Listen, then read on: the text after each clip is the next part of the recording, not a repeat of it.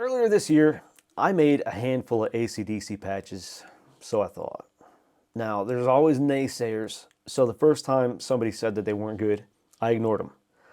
The second time, on the other hand, I decided to take a listen, plug the patches in, replay them, and I can't disagree with either of those comments that they aren't very good. So I decided to do something about it, and over the last month or so, I've been doing my homework. I worked on the tones again, not the same exact tones, a couple of them are the same, but I threw a couple new ones in there too, and I stuck to the Bon Scott era. Now there isn't a whole lot to Angus and Malcolm's tone. It's a Marshall stack with a lot of drive and a lot of volume. Now we can do that, but we also have to dial in the actual characteristics of the cabinet, the amp, and the guitar, and that's not always easy. There are a couple more things that contribute to the ACDC tone. Of course, the pickups are going to be a factor, so I wouldn't suggest using something with hot pickups like I did last time. If you have something with a vintage PAF sound to them, that would work best. Another thing is the tuning. Now, in the early days, they tuned a quarter step down. Maybe. You'll see in a lot of tab, it's shown as a half step down, but it actually isn't. It's more like a quarter step down, and it's somewhere between 428 and 432. I leave it at 432. I think that sounds the best. On the subject, it's been said that 432 is what they dialed into, but it's also been said that they didn't down tune, and if they did, it was unintentional. During the last years of the Bon Scott era, Angus used a Schaefer Vega Diversity system, which is the wireless system he used on stage, and it's said that he used it on Highway to Hell, and it gives the tone like a little preamp boost. Now, I read that in this ACDC album-to-album book by Martin Popoff from 2017. Excellent read if you do any band reading. Really good book. Anyway, to try to replicate that Schaefer preamp boost sound, I used the treble boost. It was suggested by one of the people that said the tones didn't sound good, so I took it to heart and I started trying to give it a shot. I probably could have used one of the stack sneaky amps, but I didn't think it was necessary. We just put it on crunch and kind of work from there. I'm not going to go through every tone, but I'll go through a couple, and you can download the live set and examine each of them to see where I made EQ changes and to learn from it. But I am going to demo each one except Jailbreak. There is a patch for Jailbreak that I didn't quite finish because I don't quite have that riff down. It's harder than it looks. So if you want to play with that, play with that. I like it. Also, in the demos, I'm playing along to a MIDI track, and that's because if you use too much of an AC/DC song, your video will be blocked on YouTube. So aside from the tone, another thing that contributes to the sound of AC/DC is the different guitar parts that Angus and Malcolm are playing. They like to play in octaves. One goes up and the other goes down. I'll show you an example of that in Highway to Hell and Girls Got Rhythm. Also, there's a drive difference between Malcolm and Angus, and sometimes one will use a little bit more, and sometimes one won't use any at all, it seems. And when you listen to AC/DC and want to hear the difference, Malcolm is in your left speaker and Angus is in your right. A little aha moment if you never knew that. Let's get busy. Okay, I've got Tone Studio wide open here for you today to let you see all the goods. I normally have that part blocked off, but this is what we're going to be working with today. And these are the same patches that are in this library live set right here. I've got TNT, Dirty Deeds Done Dirt Cheap, Highway to Hell, Girls Got Rhythm, If You Want Blood, I forgot to mention that one, and Jailbreak. So you got a total of 6. And these two are really close. I might play with those as we go through them. So let's start right at the top with TNT. So with TNT, I just did the crunch amp. I got the gain at 57. It's not as much gain as you think it is, as much as it is volume going through the Marshall stack and cabinet that they were using. And I got the volume at 85. The bass is turned down a little bit, and the mid's at 25. And you're going to probably see a lot of this as a pattern through most of these patches. I got the vintage cabinet resonance. I got the presence right at 50 for this particular one, and I do have a solo EQ on there. I'll show you that in just a minute. For my chain, I've got it set at chain 2-1 on this one, with a boost and a mod. I don't have any kind of mod in there. There wasn't a necessity for a compressor or anything, so I didn't put one in there. For the booster, as I was saying, I was using a treble boost, and that just gives it a little more oomph. So let's hear it.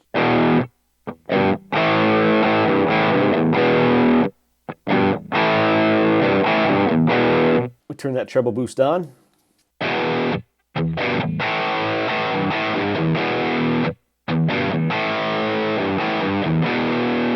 And like I said, I have no mod on there.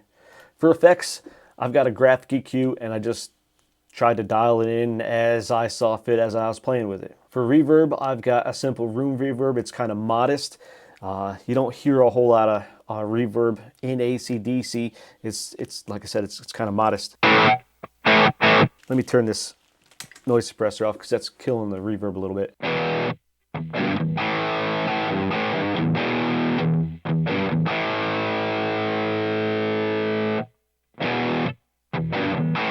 It just adds to the effect just a little bit and makes it sound good. Now coming over to this solo, I do have a solo EQ. Some of the frequencies and highs and stuff, I can't always dial out with the graphic equalizer. So I've been using Mason's trick with the solo and kind of working in that area right there. And I'll talk about that just a little bit more. Another nod to Mason. He gets a lot of nods for his EQ video, from me anyway. Going over the contour, I do have a contour 1 set with 2. It makes it a little more nasalier, and I got the frequency shift down to -33. Now over in the EQ section, this is what I dialed in with the parametric EQ. And now, as I was mentioning, Mason from Synthedelic channel, in case I don't know who I'm talking about, he did a great EQ video. And a lot of the time, I was just kind of dialing these in as I was playing them. And he showed a trick where you crank the level on it. It might be a little loud. And then you can really hear the frequencies.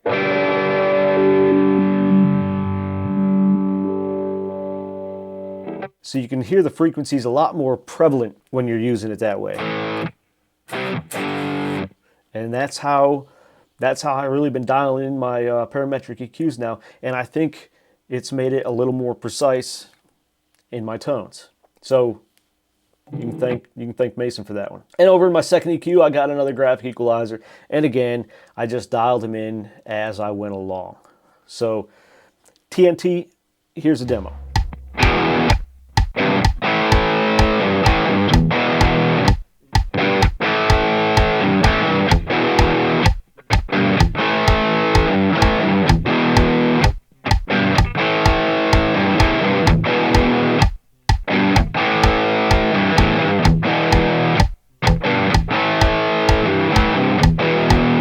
Moving on to Dirty Deeds, Done Dirt Cheap.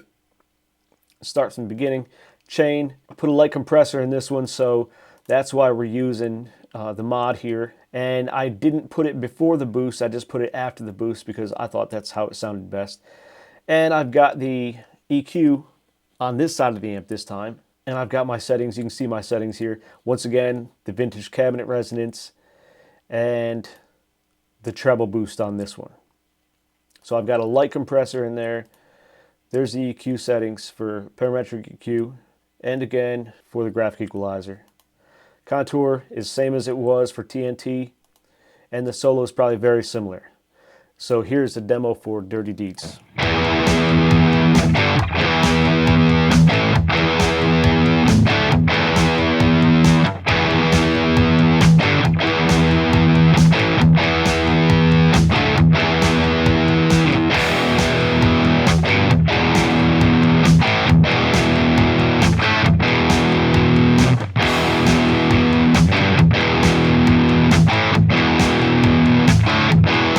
Next up, we got Highway to Hell, which to me, it sometimes, depending where I listen, it sounds like it's got a lot more drive than your typical ACDC song.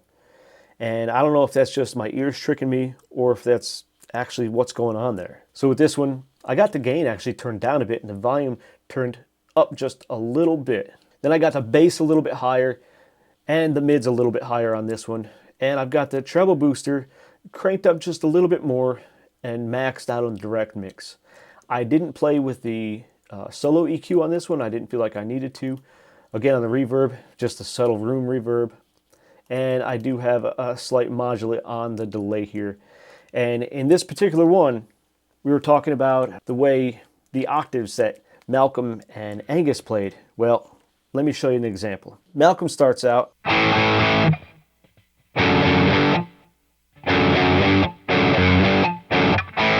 with the lows. Angus comes in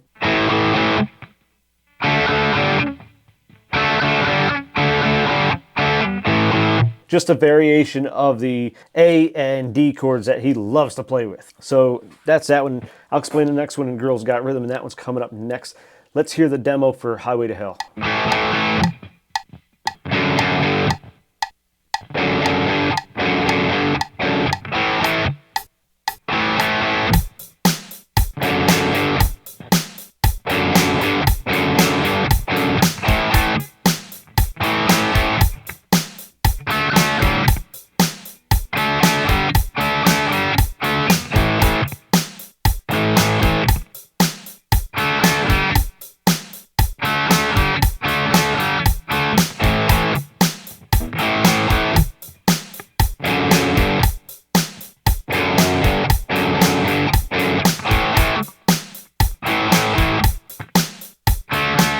Girls Got Rhythm is next on the board, and again, I don't have a compressor on this one, so I just left the boost like this and a mod in between for whatever reason.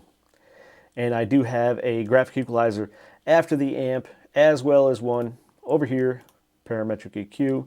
I did have to play around with the solo EQ on this one a little bit because I was having too much highs that I had to dial back, and I couldn't quite find the right way to dial them back in the graphic equalizers. So I found a comfortable medium just doing it within the solo EQ. Again, contour 1, type 2. I got the frequency shift up just a little bit more on this one. Now, as I was saying, in octaves, just like last time, let me adjust my camera here. Malcolm plays one thing, Angus plays another. In this particular song, Angus is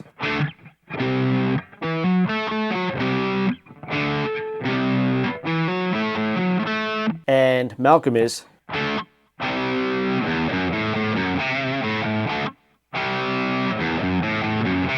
So with those two tones played together, that can throw a person off when you're trying to achieve their tone, or a ACDC tone in particular. Let's hear the demo for Girls Got Rhythm.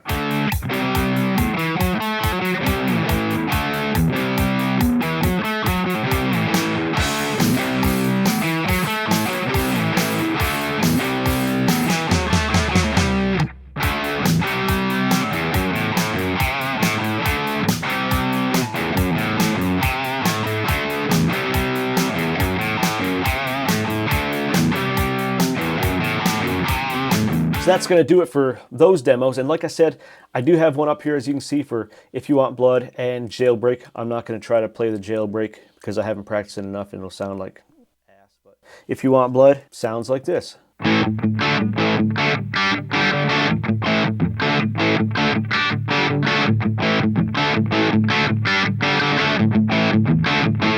So yeah, that's it. I hope these sound a lot better than the last ones. I hope you enjoyed this video. I hope you enjoy these patches. Or if you can do a better job, do it. Upload it to the Boss Tone Exchange. That's where you're going to be able to find these, and a link in the description below. Hit that like button. Please subscribe. We'll see you next time.